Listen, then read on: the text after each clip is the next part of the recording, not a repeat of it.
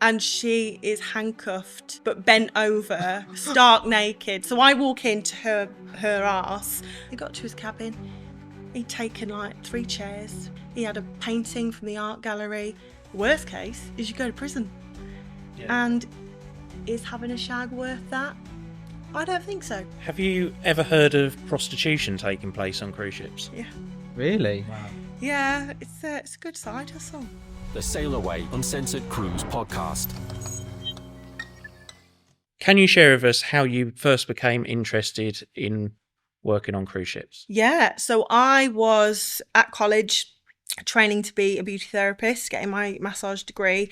And one day during my second year, a lady who worked for the onboard spa came in and basically did a talk on what it was like to work at sea and the fact that with this qualification we were going to acquire, we could work at sea doing it. And she just made it sound so fantastic that I was like, that's what I'm going to do.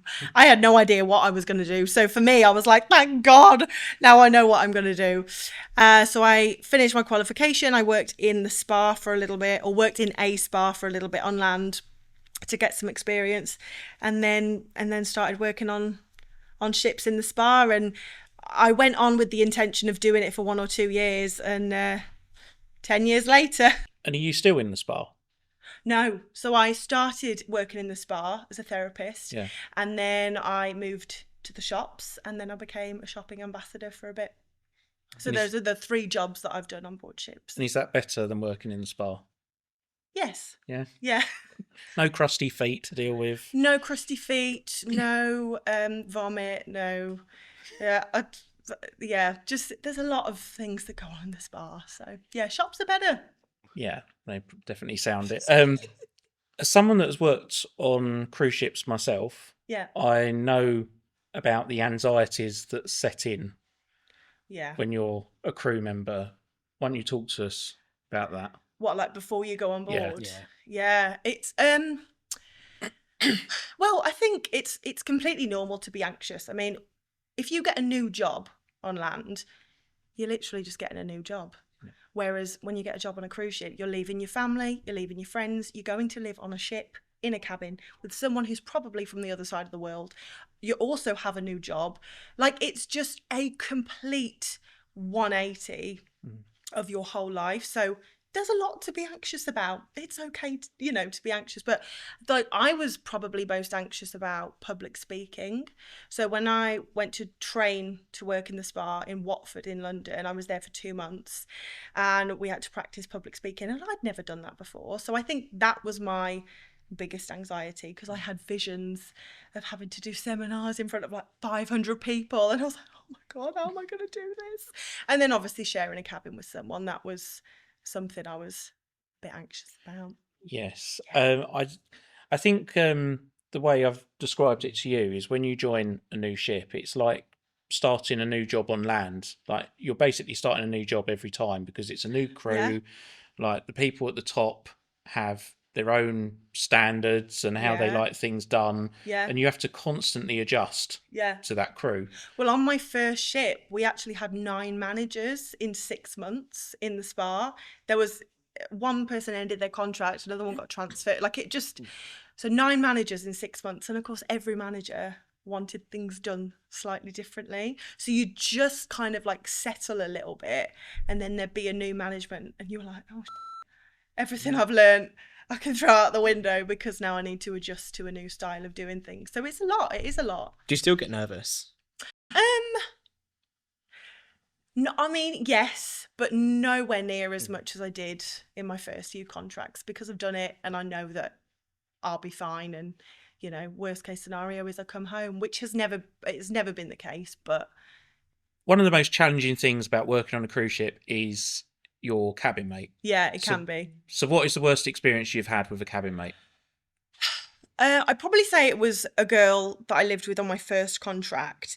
So we got on really well in the spa. So I just assumed that because we got on well at work, it meant that we would work well as cabin mates. I now know that's not always the case. So she moved in, and there was a considerable age difference, which I think was the first issue, because I was 19. It was my first contract. I was in the crew bar every night. She had been working on ships for 15 years. So she was like, been there, done that, got the t-shirt. I don't want to go to crew bar, which, you know, obviously that's fine. But we just had very different ideas of, you know, what we wanted to do with our free time. So I'm sure I was as annoying to her as she was annoying to me, because I would go to crew bar every night and come back at 1 a.m. And, you know, obviously I tried to be quiet, but those bunk beds are, you know, when you're climbing up into the top bunk, it is a bit squeaky. You just can't help it. But I was, you know, I was really conscious of making her feel comfortable, but she just got very domineering. So she tried to give me a curfew, which 12 o'clock, which I was like, you know what, that's fine. She needs a rest. That's absolutely fine. So I would come back at 12 o'clock. I remember I like hung some pictures up of my mom and she asked me to take it down. She was like, oh, I don't want any of that on the wall. But she had like a shrine of Jesus up, which I was like, cool, do your thing. But so it was like one rule for me and another. Yeah, but what was the reasoning though for not having your photos up? She just didn't want to see it. But she'd happily look at Jesus. Jesus, Jesus, yeah, happily look at Jesus, but you know, not my mom. So I couldn't have a picture of my mom up, and then I wasn't allowed people in the cabin, like even just girlfriends for, you know, a glass of wine after work. Like no one was allowed in the cabin, and it was just hard work. And then, you know, the shower would always be a mess, and yeah, and it's a small space, isn't it? So have you shared a cabin? Yes, I have shared a cabin. So I've only done it once, thankfully. Right, I was quite okay. lucky throughout my cadetship and my time in the Merchant Navy. I never had to share one except my first contract. Right, okay. So I worked on Sea Truck Panorama, and I had this very odd guy. Like when I met him, like I went to shake his hand, and he was quite reluctant to shake my hand, and I was like, oh, he's a bit odd. Here we go. Oh, Barely said a thing to him on the very first day I met him. Yeah. And then the next morning, I can't remember, I just went out for a bit. I think I went to make a phone call. When I got back to the cabin, I could smell burning, and he'd put a shower, what's it called? shower cap. A shower cap on the smoke detector. No. What he'd done is he'd opened my brand new iron, which was still in the box, still had the plastic film on it, and he turned it on and not realised there was like a plastic film on it. And then he'd gone to iron his uniform. Oh, God. And so he's kind of like, along the lines of, I've helped myself to your new iron and I've ruined it. And it's kind of like, glad to make your acquaintance. Yeah, lovely to meet you. We're going to get on great. So yeah, I did. Oh, no. We were separated. I think he had some sort of written warning, and I would imagine so. Yeah. yeah. And then I had this wasn't actually on ship, but when you're studying at a maritime academy, they basically, the accommodation is like you are on a ship. So they usually They put get you you with used to it. someone. And my first roommate there was weird. He definitely had an alcohol problem. So he'd come back about 2-3 o'clock in the morning, very, very drunk. And I'd only been sharing with him about a week. And I was fast asleep about 2 o'clock in the morning, and I could feel him like tugging at my leg. Sorry. No, not like that. No, definitely not like that. So just checking. Your leg, right? Yeah, Your leg. yeah. Okay, yeah. And he was like, I've just been in the bar, the dock as it was called, and I've heard that you're gay. And I said, right. And he was like, well, I need to know. Like, if I'm sharing a room with you and you're gay, I need to know about it. And bearing in mind he was like mid-40s, a drunk, like stunk of cigarettes. And I was like, well, it doesn't really matter what I am. Like, you don't need to worry. I'm no threat. Yeah. And I lost him as a roommate as well. So did he ask to change? Yeah, he actually asked to change. Because you were gay? But I think he shot himself in the foot because he got a warning, because you can't do that at academy. No, that's so funny. That's like, you're the problem. Even Oh, he's yeah. the alcoholic and the smoker, but you're the issue. And then a week later, he got so drunk and fell down the stairs and broke his leg. Oh well, come up and. So did he graduate? But did he graduate in the end, or did he? No. No. Karma's a bit. There you go. No, he. I think he got sacked for one reason or another. But Yeah. you do meet so many different sorts of people. Characters. Yeah, characters in this job. Yeah, you do. But Well, I'm lucky I've not met any of them. I've never worked on a ship, just used to. But so continue, just used to, yeah. yeah. But continue with challenges. Like, what other big challenges have you faced as a crew member on board? Oh my God, I don't even know where to start with that one.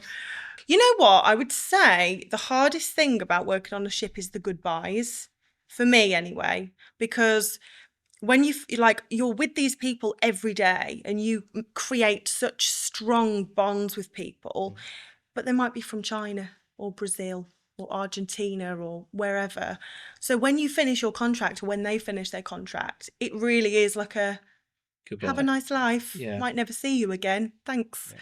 Which is, you don't really experience that. Like most people, when, it's like, yeah, see you later, see you next year or whatever. But, I'm sure I've had friends that I met 5 years ago and we've been trying to meet up for 5 years, but, and. So you still stay in contact then? Yeah. Like, I mean, social media is a real blessing in that sense because you can still stay in contact, but actually like, meeting up with them, it's like, you are right. When you work on ship, like you just develop these relationships with them. Like you'll eat with them, you'll work with them. Like cry if you with smoke, them. you'll go and smoke with them. Like and sometimes you'll be working for 6 months or more on a ship.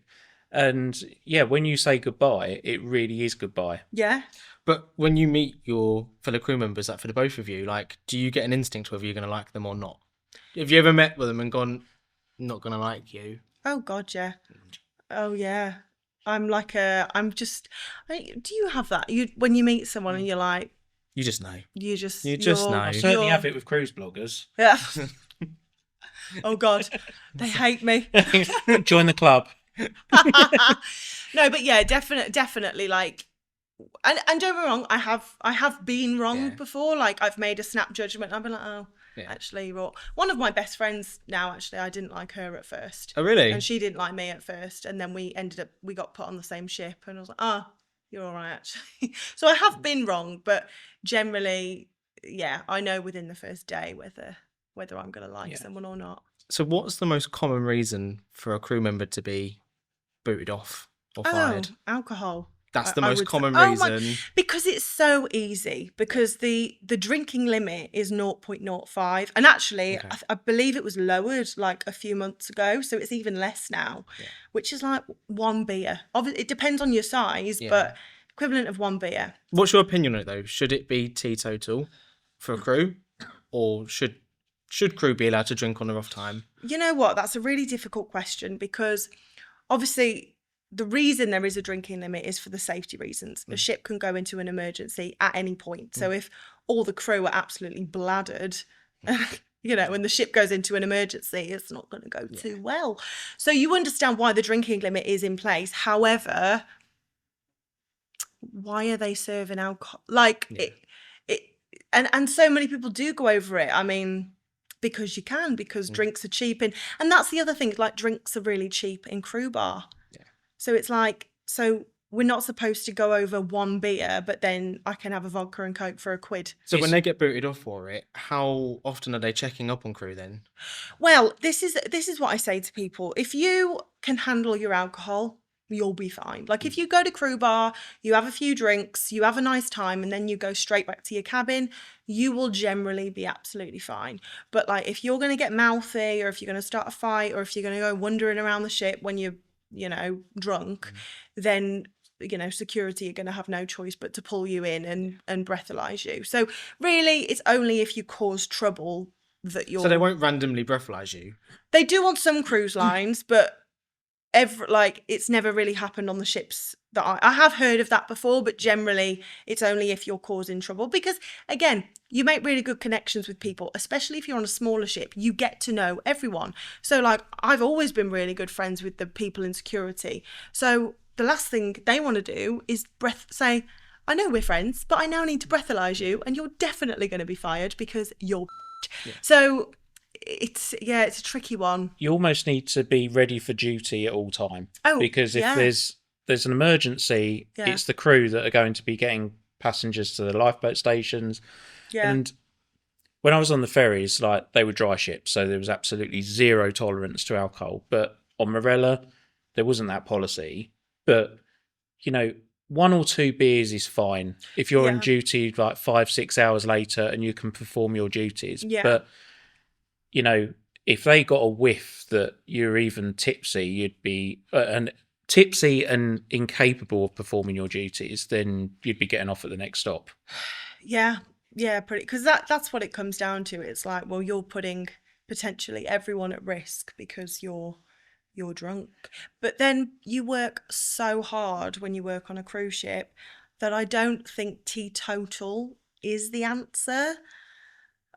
It's above my pay grade. I don't know what the answer is. If I'm, I don't know. I mean, to give you an example, like you do have to be prepared to be breathalyzed or to do a urine Yeah. test whenever. And it happened Yeah. when I was on the ferries, like we were on the aft mooring station, coming into port, one of the lines snapped, the third officer was taken out by the line, No. and the captain had to breathalyze everyone that was on the aft mooring station, because even though it was down to the weather and parting lines happen all the time, they have to breathalyze Yeah. people to make sure that everyone is capable. Yeah. And was anyone drinking? No, of course not. But I'm just saying that on a cruise ship, like that could easily happen to anyone at any time. Yeah. That That was always my, sorry to interrupt, that was always my biggest fear, getting fired for, because it's like you just see it and hear it all the time, and it's so, you're in the wrong place at the wrong time. So one You're off. legendary captain that I worked with at Morella, unfortunately, is no longer there. But Yeah. I remember it was coming up. Staff captain said, "Right, there's drug and alcohol tests happening tomorrow," and I think it was due on a Sunday, Right. and he was kind of like, well, when were you thinking of doing it? And the staff captain was like, 9 o'clock in the morning. And the captain was just like, no, do it for midday. If people have still got anything in their system come then they've only got themselves to blame. Yeah. So, yeah, that sounds a bit fairer. Yeah. It does, and that's what nice captains do, you know, because obviously they have to do random drug testing. I believe it's part of their. Oh, it's a requirement. It's a requirement, yeah. So they have to do it, but you know, you know if you've got a mean captain if they're like 8 a.m.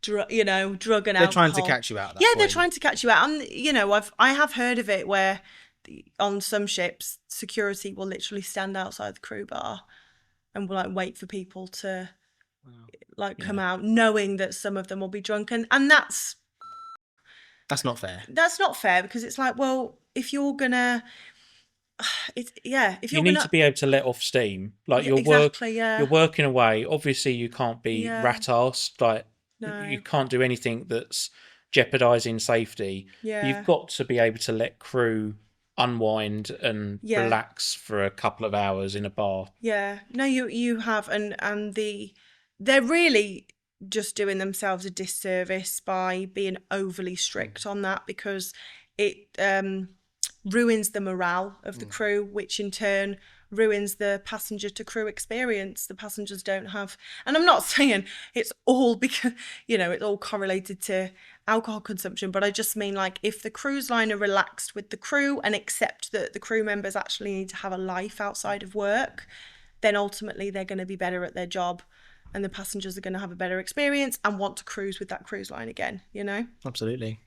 So just like anywhere in life, crimes are committed. Yeah. What is a common crime that gets committed at sea? I mean, one that I've been witness to more than a few times is theft. Having worked in the shops, you see it all the time. I remember this one guy. He stole. I was working in the beauty shop on P&O, and he stole some like face cream. But I saw him do it. But you're not allowed to say anything until they've like left the shop, because technically until they've stepped out of the shop they haven't stolen anything. But I told my manager, because that's the prelude, that's what you're supposed to do. So got security involved. Security went to the cabin, and we just thought he had the face cream, because that's obviously all we saw. They got to his cabin. He'd taken like 3 chairs, from like venues, different venues. He had a painting from the art gallery. He'd been stealing from all the shops. I was like, How do you steal painting? Yeah, Aren't they that- like screwed in and That would have been an interesting sight of the I think gangway that on is disembarkation day. I don't. Yeah, I'm not really. and chairs? How do you get them off the ship? So it was. I think the painting was It was reported that this painting was missing, but they hadn't. Maybe it was in a place where the CCTV Okay. wasn't. I don't know the ins and outs, but it was like he had stolen an obscene amount of just random. I mean, the balls on him, but Oh yeah. Something which we have to talk about is sex. Okay. So Oh. it's common knowledge that a lot of hooking up goes on behind the scenes. Yeah. From your experience, is working on cruise ships a safe environment? It's as safe on a ship as it is on land. Like you still have to have your like wits about you. Like there's still the potential to get spiked in the crew bar, even though it's like it's a lot less likely that it would happen in crew bar than at a bar in town, because obviously, you know, it's really difficult to bring drugs on board in the first place, but it can happen. And, you know, everyone has a medical before they join a cruise ship where they're tested for an STI. So either, you know, they will have gotten rid of their STI or they will be living with it and know about it. But, you know, you still need to use protection. So I think it's safe. So when I was training at academy to be an officer, Yeah. before any of us went to sea, I remember that the girls were pulled to one side, all the female cadets, and they had like a couple of hours of lectures about like Really? how to stay safe at sea and not to invite any men back to your cabin, and like they're even recommending putting a chair at the door. I mean, okay, Really? this was cargo ships as well, but Okay.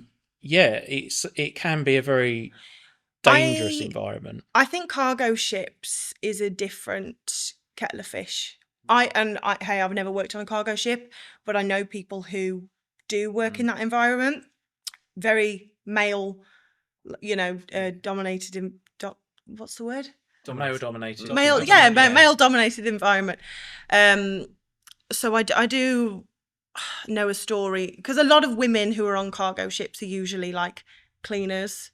So they're in a lower role, and they're usually really in need of the job, you know. So if you catch my drift. So you know, I do know of things happening on cargo ships, and I don't think it's as easy to speak up on a cargo ship, because all of the senior officers are all men, and they're probably all quite buddy, and if you need the job, it's, you know. But on cruise ships, stuff still happens. It definitely happens. However,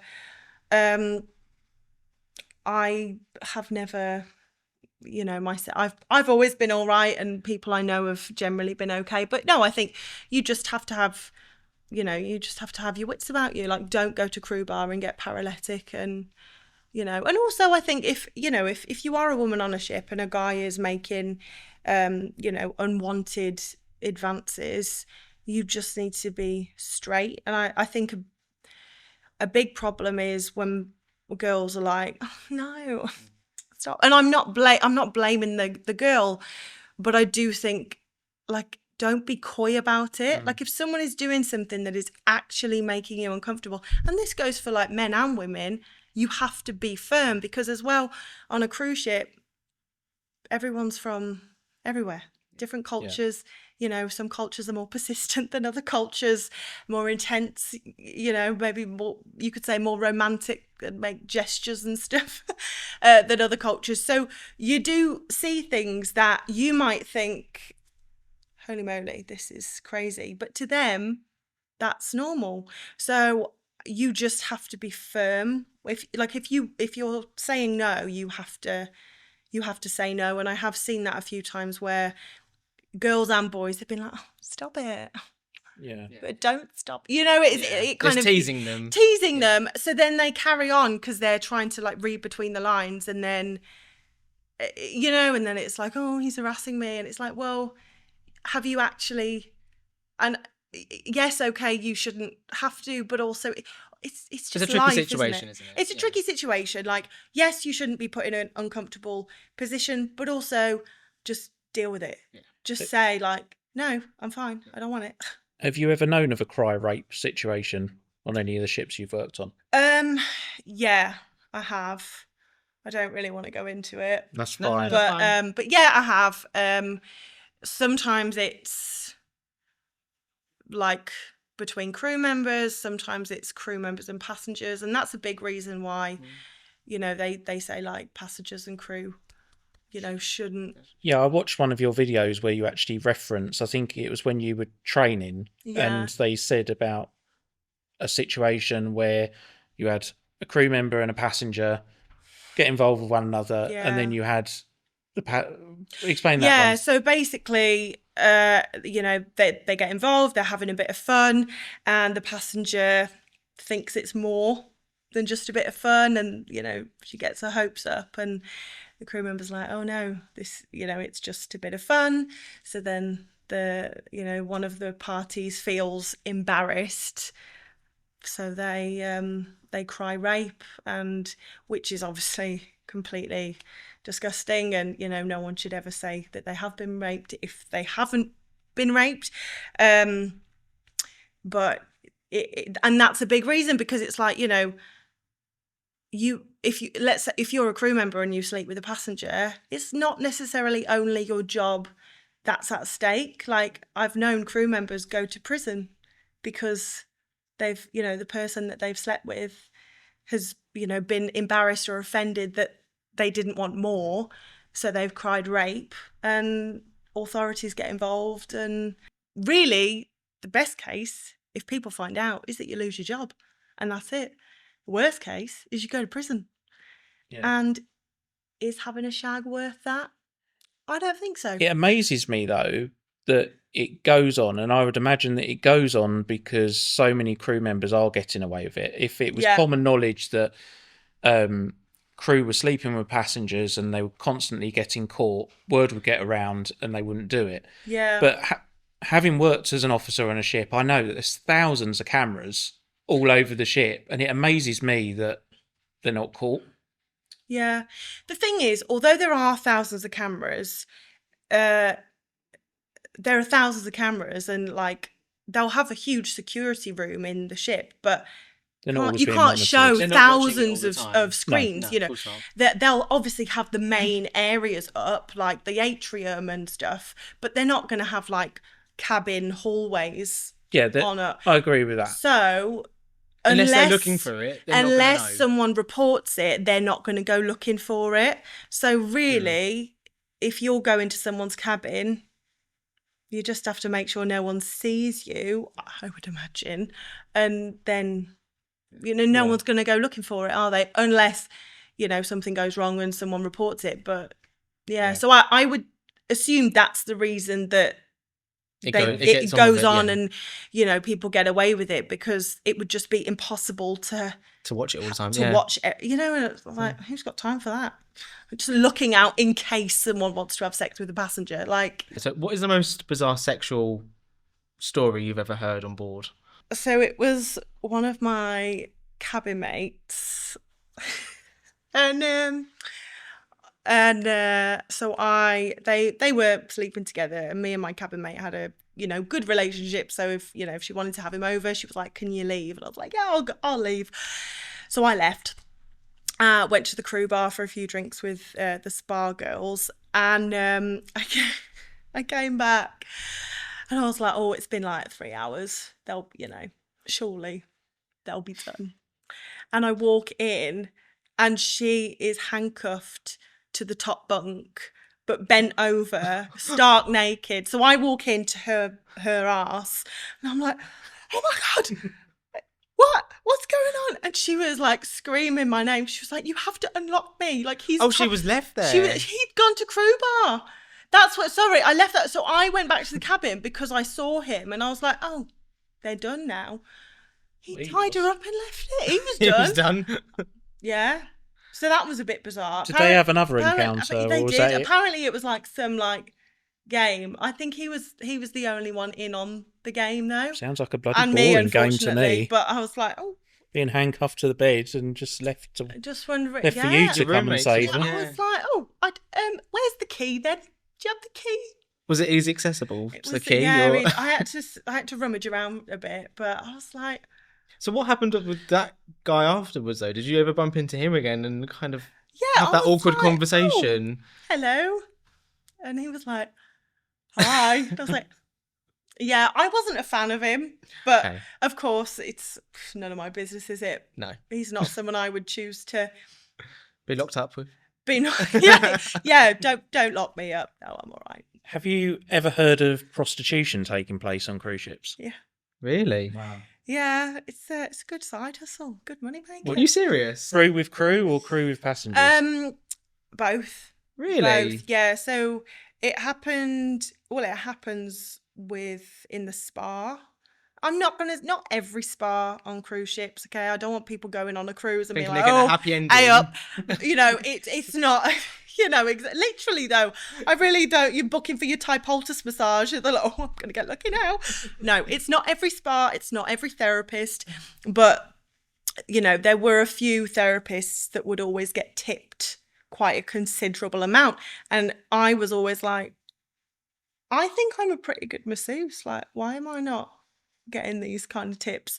And it was a few months in when someone was like, because they're giving a bit more than just a massage. And I was like, What Elemis have got to say about oh, that? yes. So it happens in the spa. And then Wow. it also happens like between crew members as well.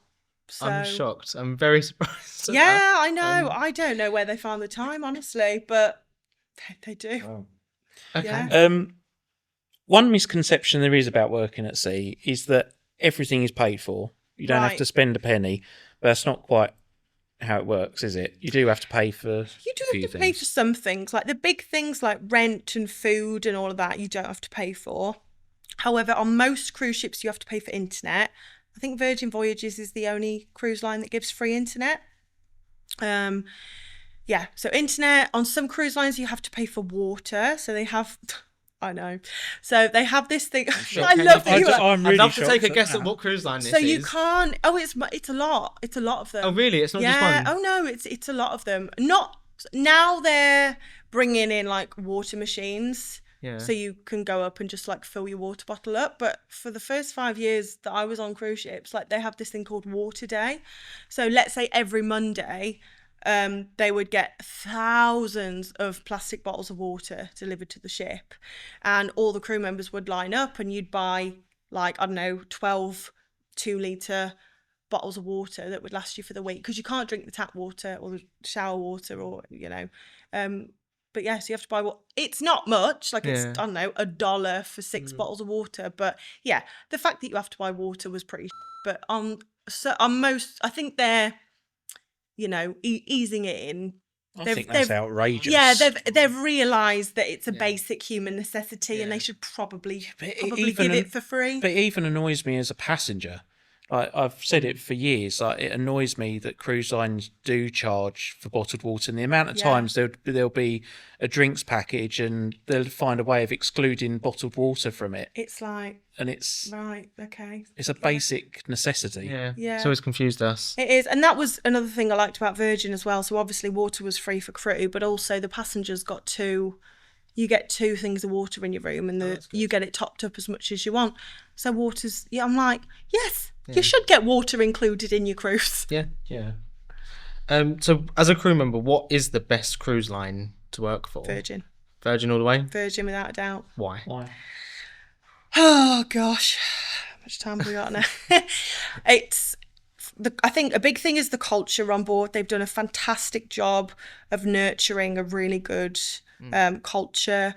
There's a lot. So I'm sure you will have noticed this, but when you go on a cruise, what you can sometimes find is there's one nationality doing one job, another nationality predominantly in another department. Like, whereas Virgin, there's a bit of every nationality in every department. And I think that makes for a really inclusive You know, because you can find some cruise lines are really cliquey because of that. Because obviously nationalities are going to stick together. Because when you're away from home, if you find someone who's from the same place as you, it's like we're instantly friends, which is human nature. It's normal. But I love the fact that Virgin have got loads of different nationalities in loads of different departments. I think the fact that they've made more single occupancy cabins is huge. Even though they're really small, having your own space is invaluable. Like, it's amazing. The ship's beautiful. Like, it's just everything. The management's really good. I love the fact that there's no stripe system. So obviously there is a ranking system, but it's not as prominent.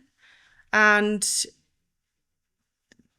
like, you sometimes find, no offense to you, but you sometimes find that officers can have a like, oh, don't talk to me because I'm 4 stripes or 3 stripes. So not everyone, obviously, but sometimes you can find that. On Virgin, I never ever found that to be the case. Like, everyone was really happy to mingle. You're going to think bad of me, but one of the things I don't like about Virgin, I haven't done them yet, but I actually don't like the no epaulets. Oh, do you not? I just think that as an officer, like, you train for years and years and years, and then you're bunged into a polo shirt Yeah. to be like everyone else. Yeah. But It is a sexy uniform. and That threw him off. yeah, I did. But I know that it bothered people on the bridge that even like other departments are classed as officers now. Yeah. I think with the officers of the watch and engineers, like, if it were up to them, they're the officers, and Yeah. that's it. Which I don't disagree with that, because obviously there's the marine side and the hotel side, and I do think I do understand keeping that separate, but also you're living on a ship together, so you want to. But there's no right or wrong. No. It's just it's down to preference. Would it put me off going on Virgin? Absolutely not. Would it put me off working on Virgin? Probably not. It's just something. I don't even mind admitting it's a bit pedantic, maybe. Yeah. But I know that I do kind of think, well, what did I train for? Like, if I'm wearing the same uniform as anyone else on board. Well, that was funny. I did find that, like, the higher you were, like the higher ranking you were, the like more casual the uniform. So like the captain used to walk around in a grey tracksuit, and that was his uniform. And I was like, he loved it. Like, Captain, he said he loved it. But yeah, so I get it. I do understand that, you know, it's a bit weird. But I think maybe it's because I'm in the hotel side, and for a long time I was one of the lower ranking crew members, and as a lower ranking crew member, it's a lot less intimidating when you don't have people walking around with their, 5 stripes on. The 3 of us, I don't think we're introverts at all. No. But can you be an introvert and work on a cruise ship? Well, that is a great question. I don't know. I discussed that actually in a recent YouTube video, because I did that 21 personalities test and it came back 94% extroverted for myself, which I was surprised at that. I didn't think I'd be that extroverted. And then I was like, oh, sugar, maybe that's why I enjoyed working on a cruise ship so much, because I obviously get my energy from being around people. So I don't know. So all the introverts are going to have to go and work at sea and let me know, and let us know, because I have no idea. Because I have no idea. No, what do you think? Do you reckon? I do think you have to be more extrovert. Like, I think I'm more of an introvert out of us two. Oh, I'm more chatty than it'd be fine on a. I'll be fine. I make friends with people on an airplane. If it's an 8-hour flight, I'll be your best friend by the time I'll know your shoe size, where you live and where you grew up, so it doesn't bother me. Not even joking. No, not at all. But no, for you, it was different. I think it helps to be an extrovert, maybe. Yeah, because you're surrounded by people all the time, especially if you have a cabin mate, like literally all the time. You are going to be surrounded by people. So yeah, I do think if you're an introvert, you're going to struggle more. Like, there's definitely going to be more of a adjustment period to ship life. I'm not going to say that you're not going to enjoy the experience though, because I have no idea. Yeah. But yeah, I think you probably enjoy it more if you're extroverted. Bit more negative now. So Oh. deaths on Oh, yeah. cruise ships, Yeah, they happen. they do. Yes. Have you known anyone that's you have? Yeah. Well, not personally, thank God. But yeah, I mean, deaths happen, but it really depends on the cruise line and like the demographic. So like on P&O, which was generally an older passenger, what am I trying to say? Demographic? Yeah. An older demographic, you'd have one a week, you know? Yeah. Which is very sad, but it just becomes, you know, it happens. Whereas on Virgin, a much younger demographic, so you wouldn't have as many deaths. It's really, really sad when a crew member passes away. Usually suicide. I'm saying usually. I've only known 2 suicides in my 10 years at sea. And it's really sad, but it happens everywhere, doesn't it? Like if you have, you can have a job on land and know someone that you work with that commits suicide, and it's the same at sea, unfortunately. So how much can someone make working on a cruise ship? It really depends on what you do, what cruise line you work for, where you're from. Does it depend on what department? Yeah. Definitely. Oh, I know, obviously, from being on a Navigator, but like compared to spa to, let's say, reception. Or... I mean, I think the thing is, so with like any revenue department, so spa, shops, art department, casino, they're commission-based jobs generally. So while the base salary might be £1,000, £1,500, £1,000, £1,500, you can earn however much you do, however much you sell. But then, people like the cruise director might be earning like 8-10 grand a month, depending on how long they've done it. So it's such a broad spectrum of salaries. But yeah, I think an entry-level job, you can expect to earn probably 1,200 a month. As a Brit, something that really aggravates me on cruise ships is the Americanized tipping culture. Oh. What do you think about the tipping on cruise ships? Do you like it, or you're not fond? I mean, as a crew member, I love it because I'm like, give me the tips. But no, I mean, as Brits, we only tip if you've had an exceptional service. So I always find it a little bit weird to go on an American cruise line or go to America and have to tip for like the most basic. Like you go to Starbucks and you get a coffee and they expect a tip, and I'm like, but you just made my coffee. Like this is your job, We had the same thing. Even those god-awful unknown item in bagging area things you get in Tesco, you tip them in America. So I don't like it, but it's not because I disagree with it. It's just because it's not, I don't get it. It's not, I haven't been brought up with it. Obviously, if you're American, you're going to be used to it and it's fine. But for me, I feel like I'm being ripped off.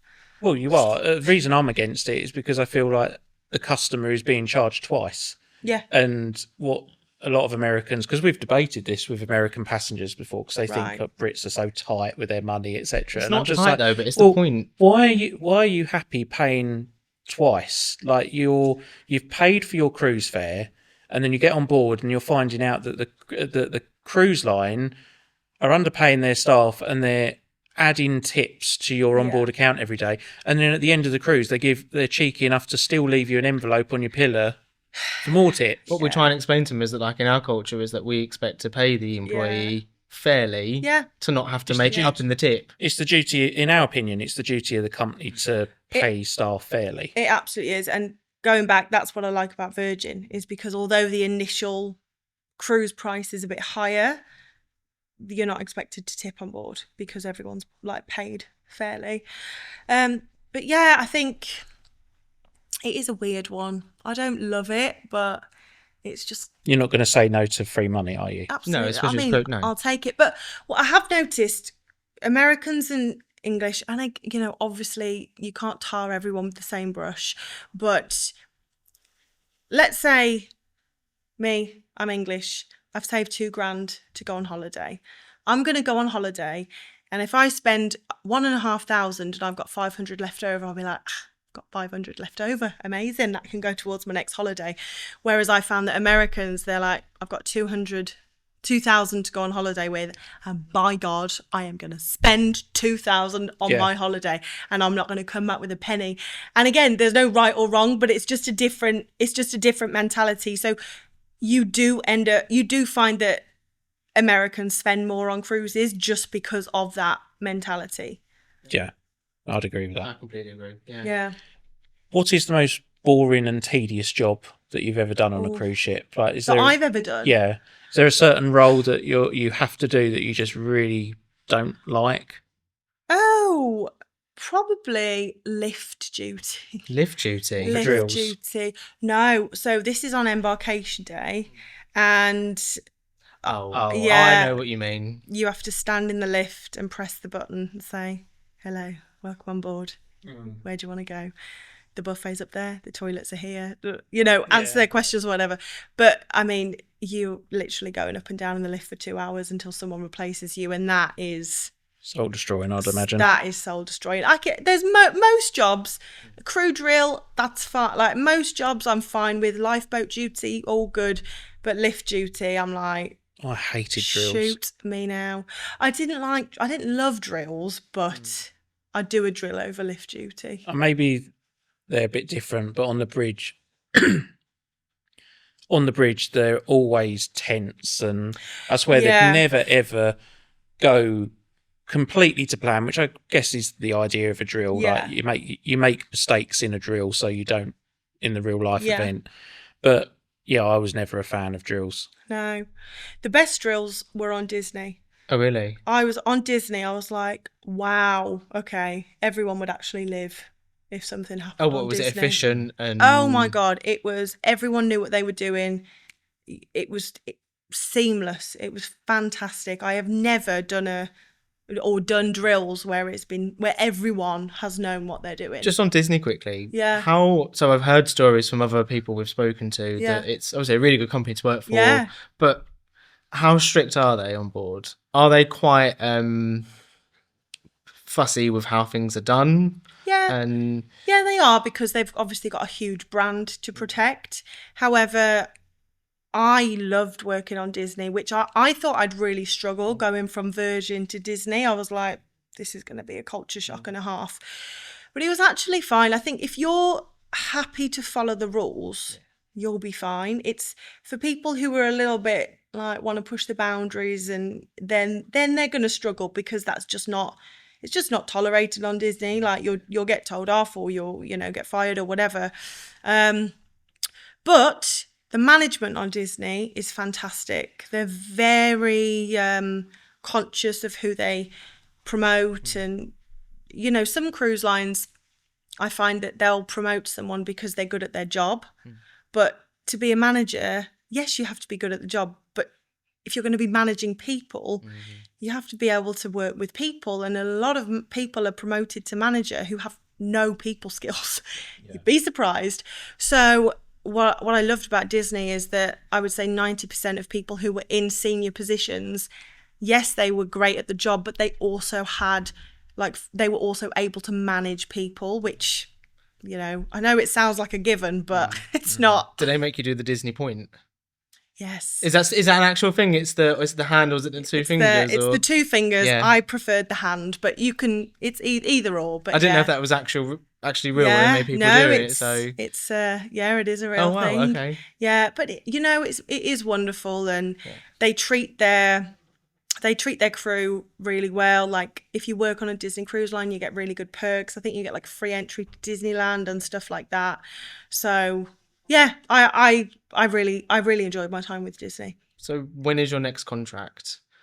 I have no idea. No idea. No idea. So I came back in November last year because my grandma passed away. Oh, sorry so it's okay. Thanks though. And my other grandma is ill. So I was just like, you know what? It's a time where I need to be at home with the family, and we'll just see what happens. And when things are kind of back to normal, then maybe I'll go back to sea. Maybe something else will happen. But yeah, for now I'm just at home doing the YouTube. And So what advice would you give to someone considering a career on cruise ships? do it. do it first off. Best thing you'll ever do. Even if you just do it for 1 or 2 contracts, like, you'll meet so many people, you'll learn so much about yourself. Like, I'm sure you can agree, like, it's the best experience ever. One of the hardest experiences, but just the most amazing. And you've just got to be open-minded, I think, if you're going to go on a cruise ship, and you've got to be willing to adapt.